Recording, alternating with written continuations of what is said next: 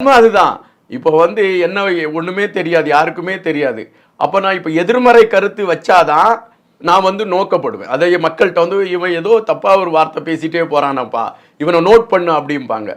அதே தான் நம்மளை அடையாளப்படுத்த யாருமே இல்லை. இப்ப நிறைய தலைவர்கள்லாம் பார்த்தீங்கன்னா தங்க கட்சியில வந்து ஏதாவது ஒரு தொய்வு வர சமயம் அதில் ஒரு பெரிய பிளவு ஏற்படுதுன்னு ஒரு சிம்பாலிக்காக ஒன்று கிரியேட் பண்ணுவாங்க.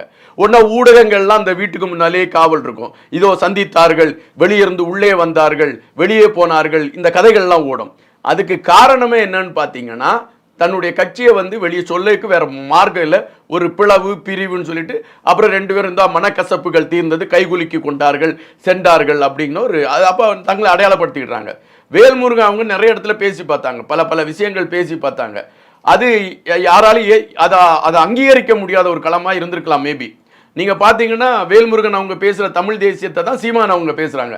ஆனா சீமான் அவங்களுக்கு இருக்கக்கூடிய அந்த ஒரு எதிர்பார்ப்பும் ஒரு மக்களுடைய ஆதரவும் வேல்முருகன் அவங்களுக்கு இல்லை. அப்ப நம்ம எப்படா பப்ளிசிட்டி பண்ண, யாரை எதிர்த்தா நம்மளுடைய பேர் பரபரப்பா பேசப்படும்? இப்ப பரபரப்பா இருக்கக்கூடிய ஒரே தலைவர் விஜய் தான்.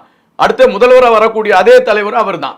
ஏன்னா இவரை எதிர்த்துருவோமே, எதிர்த்தா நம்மளை பத்தி பேசுவாங்க, இளைஞர்கள்லாம் நம்மளை பத்தி எழுதுவாங்க, நமக்கு ஒரு பப்ளிசிட்டி கிடைச்சிரும். அந்த களத்துல வேல்முருகனோட பயணம். அது தன்னை விளம்பரப்படுத்துறதுக்கு நிறைய அழகழகா ஸ்டண்ட் அடிக்கிறாரு. நமக்கு ஏதோ டைம் பாஸ் ஆயிட்டு இருக்கு, அவ்வளவு.